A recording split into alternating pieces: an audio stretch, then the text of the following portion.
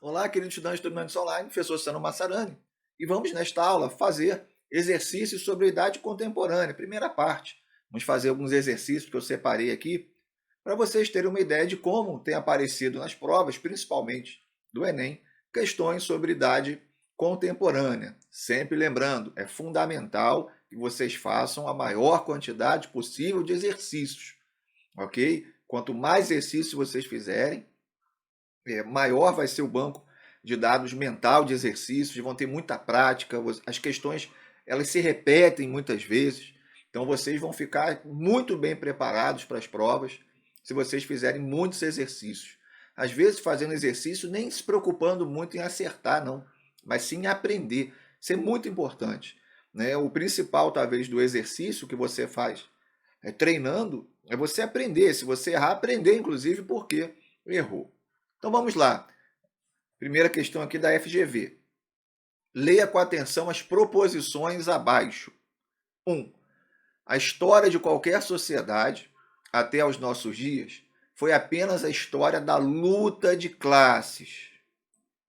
Homem livre, escravo, patrício e plebeu, barão e servo, mestre e companheiro, numa palavra, opressores e oprimidos em oposição constante, desenvolveram uma guerra que acabava sempre ou por uma transformação revolucionária da sociedade inteira, ou pela destruição das duas classes em luta.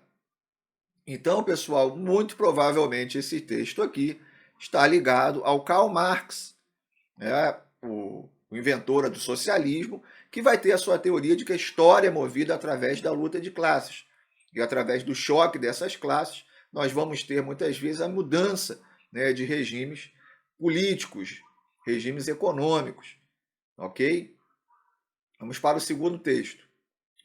Se me pedissem para responder a pergunta o que é a escravidão, e eu respondesse numa só palavra, assassinato, todos entenderiam imediatamente o significado da minha resposta.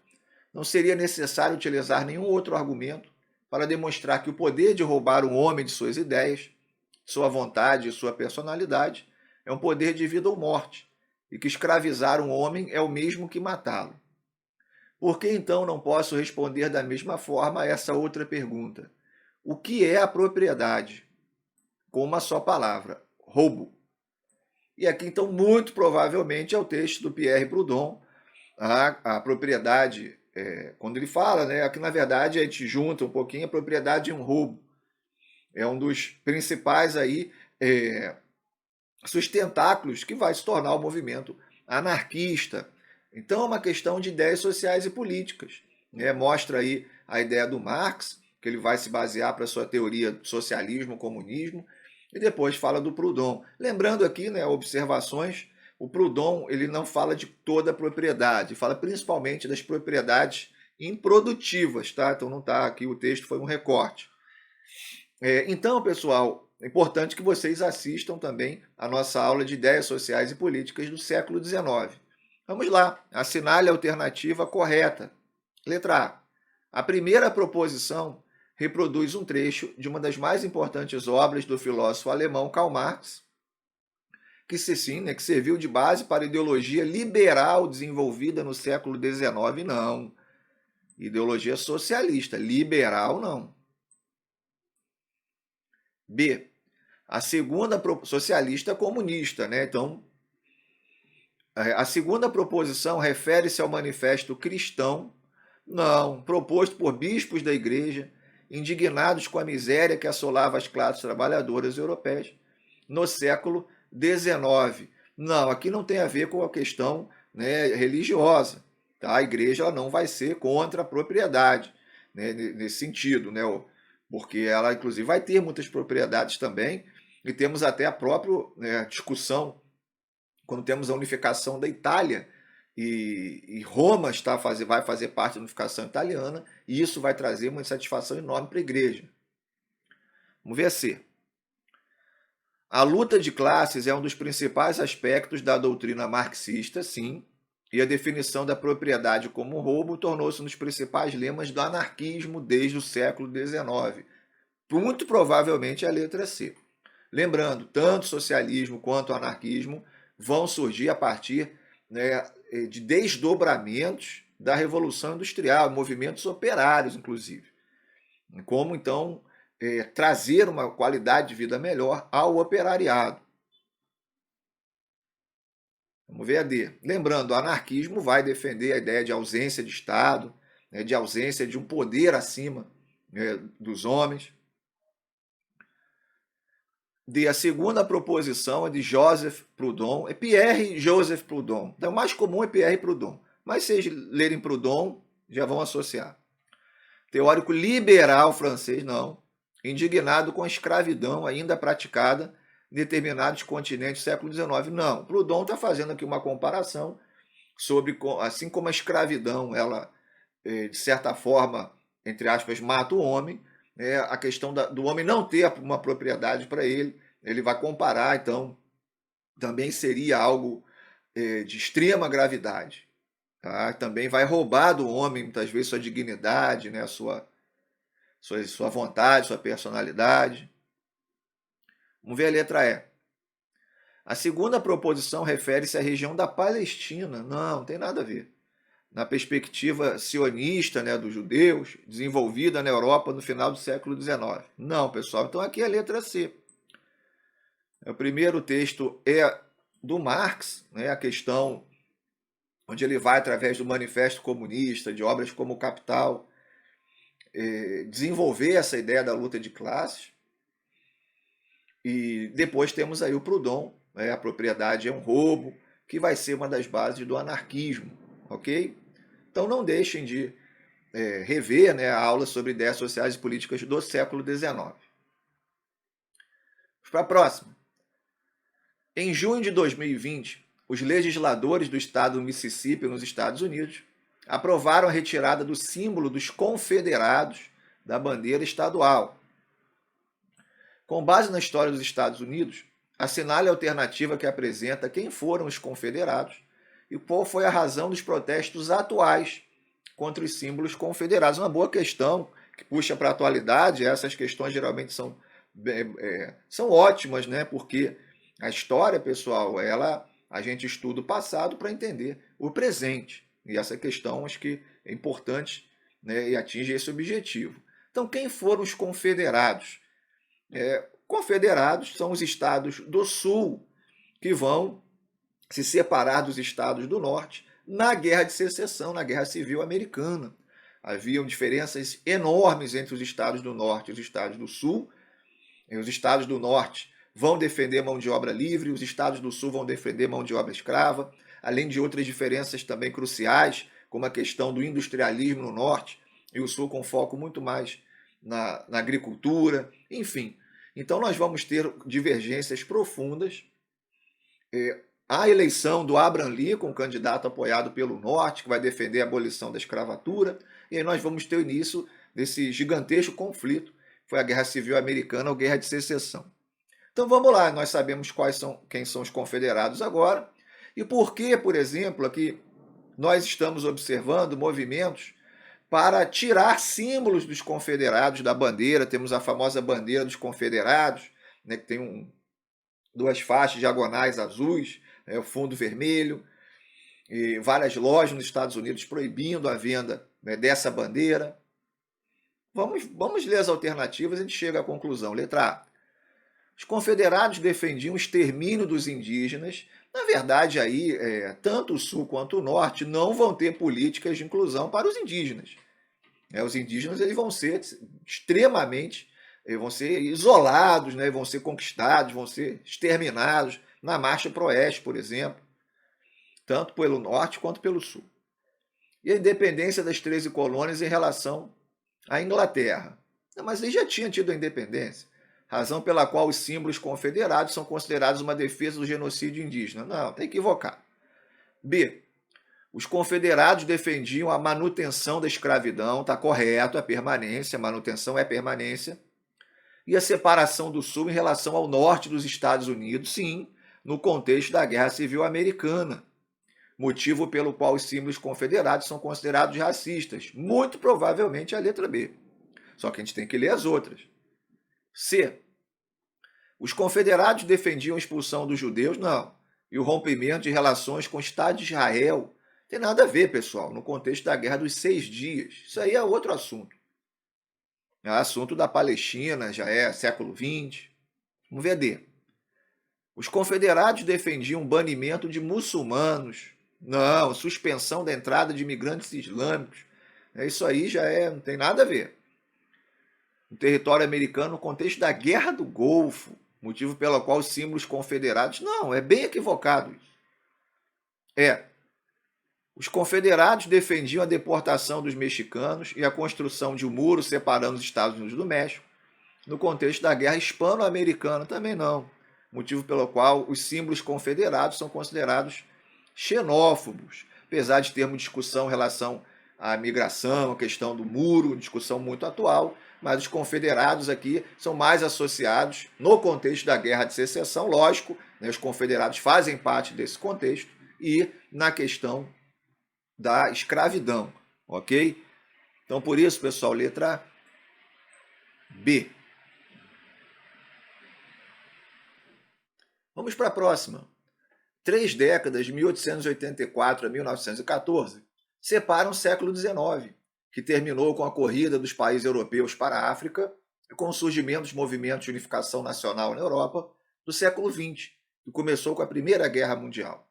É o período do imperialismo, da quietude estagnante na Europa e dos acontecimentos empolgantes na Ásia e na África, da grande obra aí da Hannah Arendt, As Origens do Totalitarismo.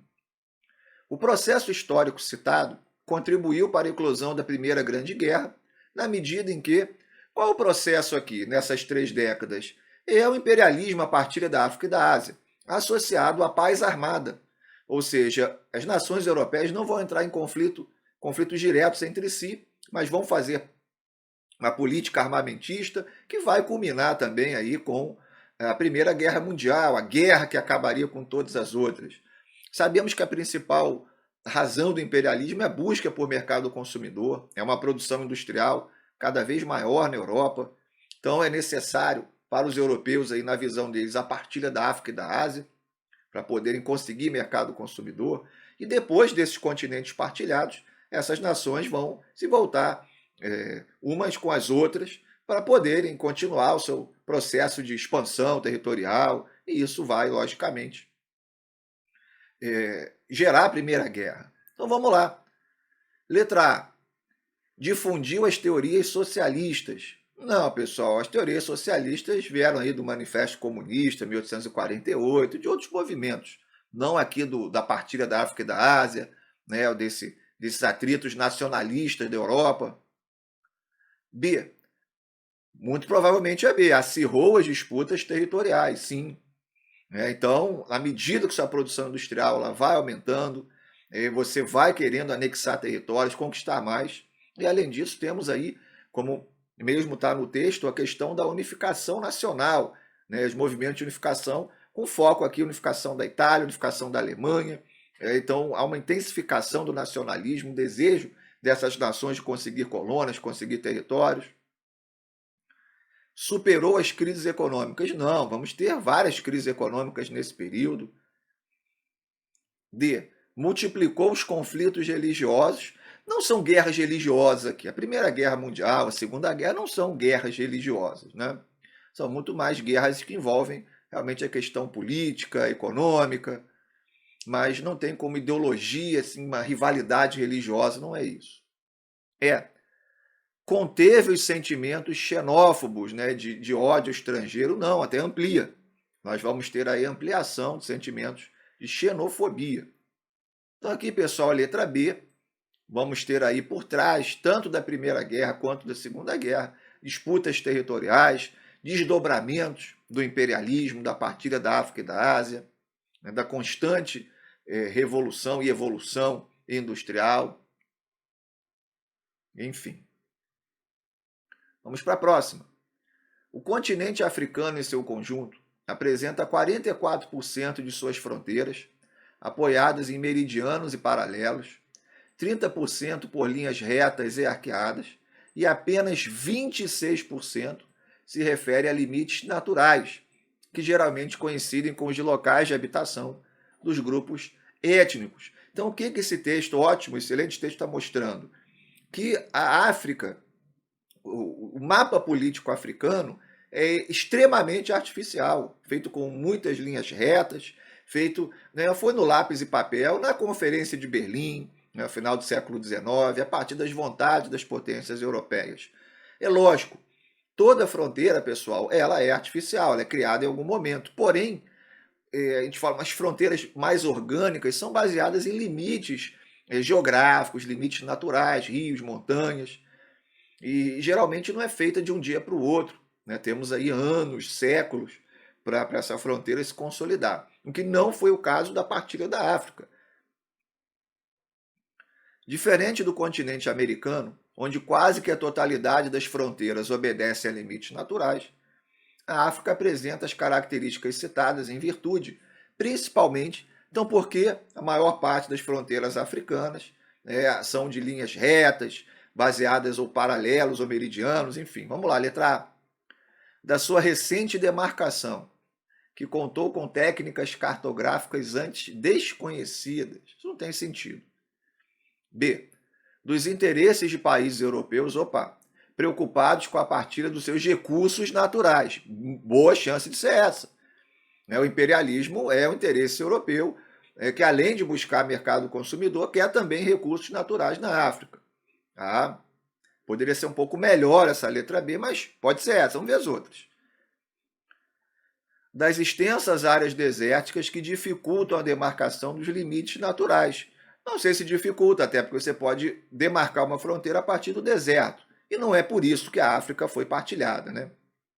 Não é a razão da África ter esse tipo de fronteira. D. Da natureza nômade das populações africanas, especialmente aquelas oriundas da África subsaariana. Não, pessoal, a população nômade não vai ter rigidez ou fronteiras retilíneas, né? E letra E. Da grande extensão longitudinal, o que demandaria enormes gastos para a demarcação. A África realmente é gigantesca, mas não é essa a razão. A razão realmente é o interesse europeu imperialista, ok? Então, uma questão comum em provas, essa desorganização da ordem tribal africana, as fronteiras, entre aspas, artificiais, que existem na África até hoje, mesmo após o processo de colonização, e as consequências trágicas que isso traz. E vamos para a última dessa primeira parte.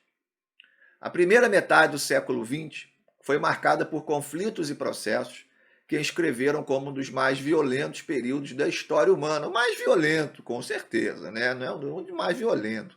Quantidade de mortes da Primeira Guerra, da Segunda Guerra, é uma coisa sem precedentes. Entre os principais fatores que estiveram na origem dos conflitos ocorridos durante a primeira metade do século XX, outra questão do Enem até um pouco semelhante com a que está falando lá Hannah Arendt, das disputas territoriais. Vamos ver se a resposta pode ser. Tem relação, letra A. A crise do colonialismo, ou seja, já partilhamos África e Ásia, e agora? Vamos entrar em guerra, então. As nações europeias, né? A ascensão do nacionalismo, sim, a Arendt fala as guerras de unificação da Europa, e o nacionalismo sendo usado como uma ideologia aí de base para poder estimular a população, convencer a população a ir para a guerra. E do totalitarismo, que temos a ascensão aí do totalitarismo após a Primeira Guerra Mundial, a Revolução Russa, e temos a ascensão do nazifascismo. A crise de 29 vai ter aí também a participação muito forte nisso. Boa resposta, provavelmente a A.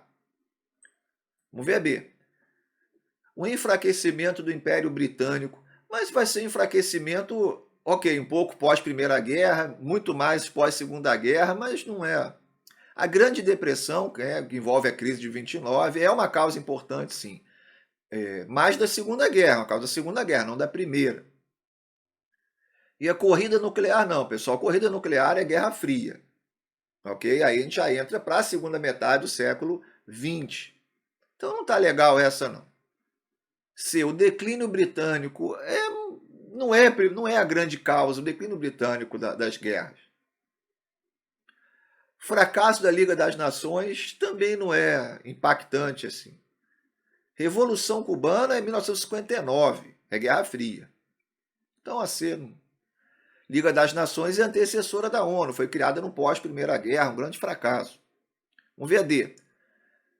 Corrida armamentista pode ser a paz armada, né?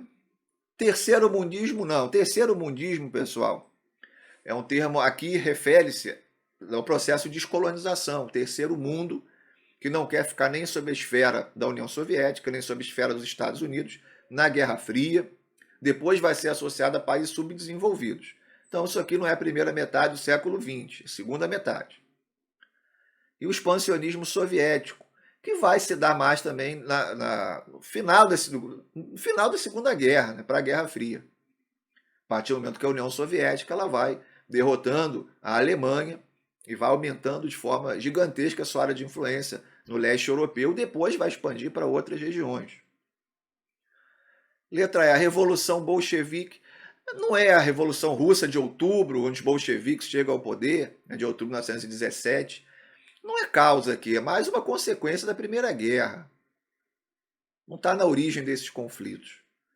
O imperialismo, sim, está na causa, disputa territorial, partilha da África e da Ásia. E a unificação da Alemanha, sim, mas estaria como um dos fatores, mas de forma indireta. A letra A é muito mais forte que a E. A Revolução Bolchevique, ela não está na causa dele, até porque a Segunda Guerra também ela não vai começar por causa da União Soviética. Imperialismo, unificação da Alemanha, imperialismo sim, uma causa fundamental. Unificação da Alemanha é muito melhor aqui a ascensão do nacionalismo, que é bem mais amplo. Então a letra A é bem mais completa. Maravilha, pessoal. Então, eu separei mais exercícios de idade contemporânea para a gente fazer na parte 2. Aguardo vocês lá. Bons estudos!